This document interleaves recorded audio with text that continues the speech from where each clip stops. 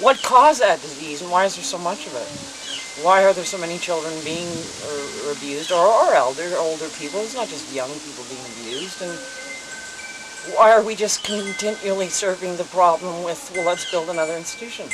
Within about 5 years from now, we'll have all military prisons. We won't even have these prisons we have. We'll have military prisons. It'll be a different system of things. But all these supposed rights we acquired, like even our Miranda rights or any of these rights we acquired over the last 20 years and so, 30 years, it's almost irrelevant to us now when you see what's coming. When we got rid of capital punishment, it's now being, oh, let's bring it back. It soon will be. And then the next step will be public executions, and then the next step will be, you'll see them on Donahue. It's a frightening thing when we do not deal with any problem. Anybody who gets into a disease to that degree where they're raping children or killing others or thinking those thoughts has got a problem that we have to deal with, you know, and locking it up. Of course we have to keep them separate from where the problem exists, but we have to deal with why. Why is there so much of it? Why is there so much of this stuff? Look at how much AIDS is going around now. Why is there so much of that, and where'd that come from? I still have my conspiracy thoughts on that idea. But we're not dealing with any problems. I'm sorry. And we overdosed in the 80s because everybody came out and said I was abused.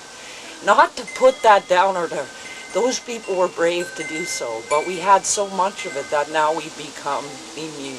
And this is what often happens. We become immune to a problem.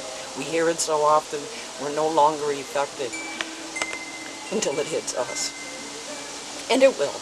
It'll hit everyone. But the thing is, if you can deal with the problem or the root issue, which we spend, what, $80 to see a psychiatrist for half an hour, what, to find out Mummy wasn't the best Mummy, what? I don't know. All I know is, if these head guys, these doctors, are getting so much money in this day and age, why is it there's so many fucked up people? And there's a lot of people going to them. Oh, there was a truth and compassion.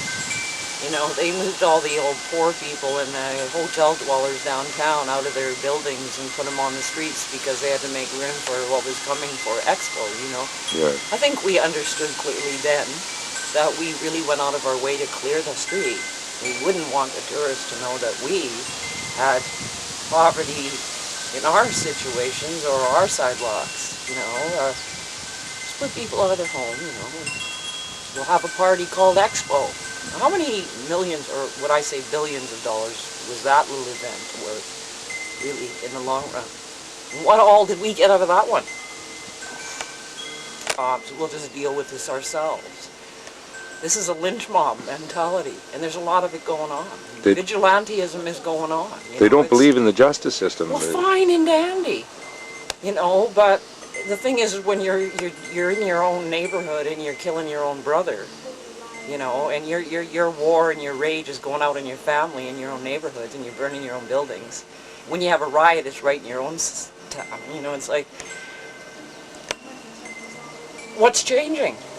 Like right now where the youth are rebelling? Everybody's rebelling, but the elders can't live around the youth. So that's a big situation to resolve. Let's get the elders back with the youth. Oprah didn't resolve it. I'm not gonna.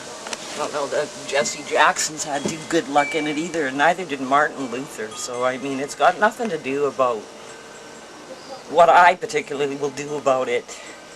It's just a sorry shit shame, you know, that we got to a point that now the Band-Aids we're running out of, and the problem's getting bigger, and we're running out of money, and our debts is huge, and I don't give a shit about the monetary system and never did, but just to bring it to play, that's everybody's focus, is that everything they're protecting themselves from is what's going to be surrounding them in the future.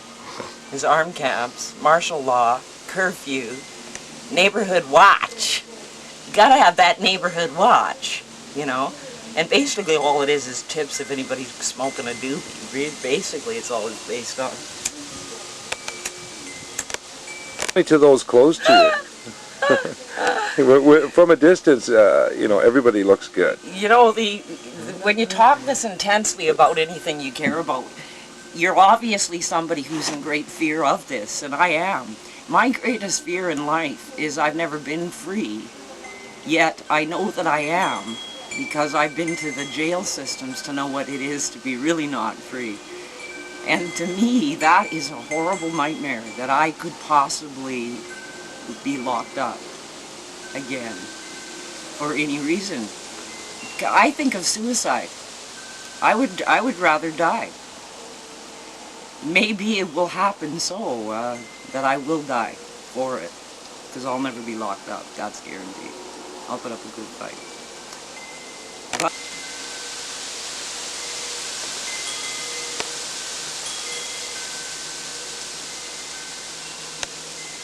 I'm seriously in my thought of suicide and being locked up.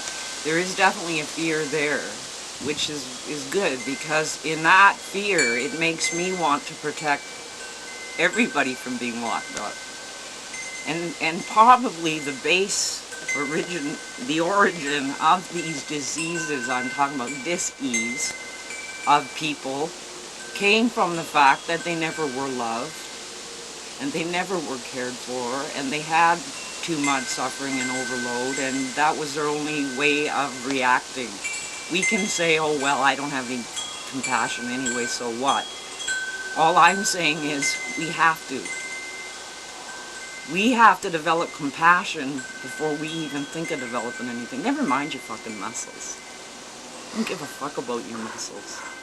Develop some compassion. I'll even get a 1-800 number if you get it, and then we'll talk. But if we don't have compassion come back in a true way, we're all locked up, and it will be a global suicide. Be passed as a mandatory law. Yeah, but who would pass it? And if it was a mandatory if you law, got some guy cross-dressing and he's a judge, or he's in Congress, or you got some guy doing kids on the side while he's passing bills, you know, this guy isn't going to change any laws on how things are right now in our problem areas like rape and pedophiles and all these things that we are still trying to cover up. You got all these guys walking around in drag, you know. It's like, there's so many of them, or they're getting their hooer after work, you know. They may have just sentenced some guy to 10 years and then go out and get a hooer, you know. Or they go golfing. And all these deals that are being made, you know, with the Bauer junkies everywhere you look, you know. There's all these little deals being made, and I'm thinking, well, where are these people that are supposed to be the power, you know? The voting system. I don't even like that stupid voting system anyway. That's not the way I ever want to go about it. I didn't even see that voting system so much in my mind in the 60s, because we just went out in the streets. Sometimes these protests and things we didn't like or whatever, they just occurred. They weren't planned. They weren't set up, or any leader saying, oh, well, we're going to have this trip today, or this sit-in. They just happened because there was a mindset that was sort of like collective. Everybody sort of got it at the same point, you know, and nobody stood out like, oh, he's the great leader, or she is, or spontaneous occurrences that happened because people were very pissed off, you know?